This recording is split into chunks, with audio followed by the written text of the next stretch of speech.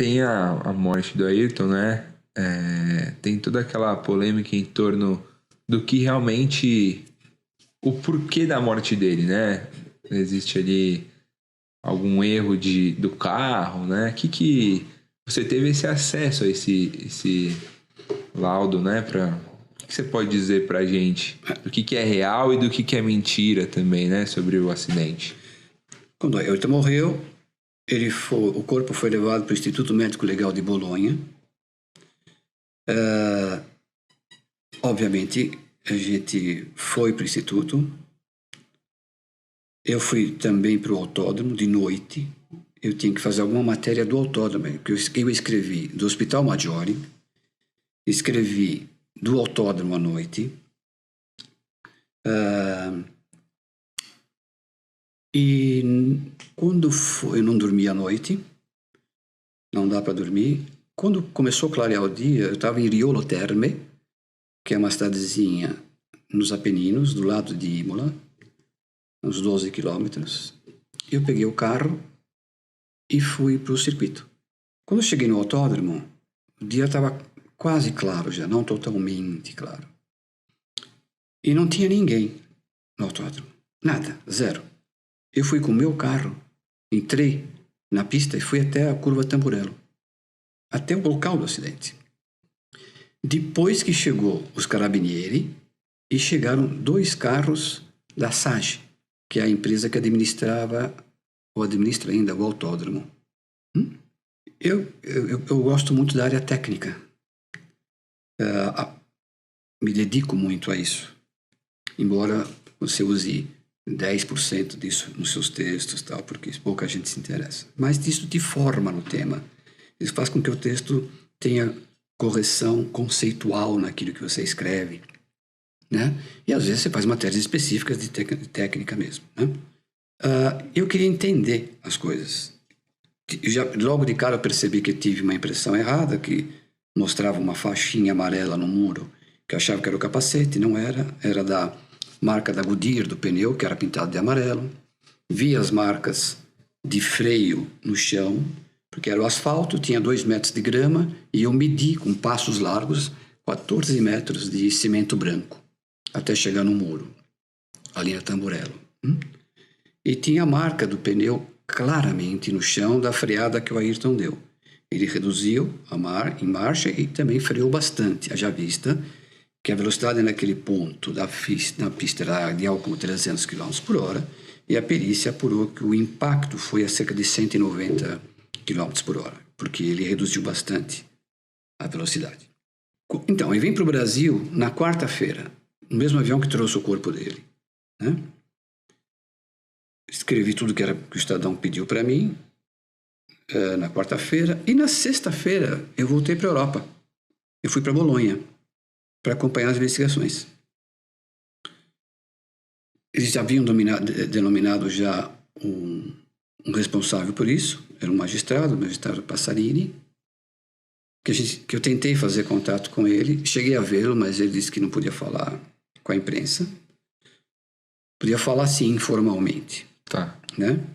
E que estava tudo ainda muito no começo. Isso. Então, tem os meus amigos de Fórmula 1 da área técnica que tinham já algum entendimento do que havia acontecido. E depois de um certo tempo, eu vi que não adiantava nada eu ficar em Bolonha. E aí eu fui para outro ponto da Europa. E a gente vinha acompanhando as notícias que saíam, né? O Instituto de Aeronáutica de Bolonha fez um estudo, uma perícia técnica, que apurou o quê? Que quando a Williams, para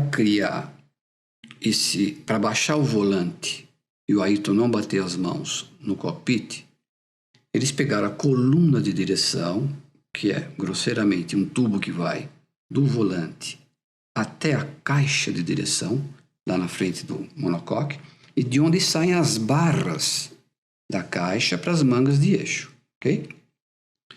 Essa coluna de direção, a Williams fez uma emenda, pegou um cano original que tinha um diâmetro e soldou um de diâmetro menor para ter mais espaço. E a perícia apurou que o Ayrton começou a fazer a curva tamburello para a esquerda, e essa solda entre o diâmetro maior e o diâmetro menor da coluna de direção soltou. Então a roda que estava fazendo assim, para contornar a curva, uma vez que não tem solidariedade entre o volante e a caixa de direção, ela naturalmente tende a seguir a tangente da curva. Faz assim. E o carro vai em frente. Isso é compatível com o que nós assistimos, com a dinâmica do acidente. Ok? Ok, quem somos nós para contestar uma perícia desse nível? Sim. Porém, essa mesma perícia determinou que o ângulo de impacto no muro foi de 17 graus. E aí eu confronto isso com a imagem que eu tive na segunda-feira de manhã, em seguida ao acidente, em que eu vi as marcas da freada e o ângulo de impacto das rodas até chegar no muro, para mim era conclusivo. Me chamou a atenção que era um ângulo muito maior do que os 17 graus e que explica a sequência dinâmica do carro. Entre o impacto e o carro parar, ele se desloca muito pouco. Isso é clássico de que o ângulo de impacto foi maior. Houve uma imensa energia no choque e isso fez com que o carro se deslocasse pouco. E depois a gente ficou sabendo, e tempos mais tarde eu vim a ver, que o cockpit do lado esquerdo do carro havia aberto um vão ali, né? A energia do impacto foi tão violenta que manteve aquela integridade aparente do cockpit, porém do lado esquerdo havia um vão.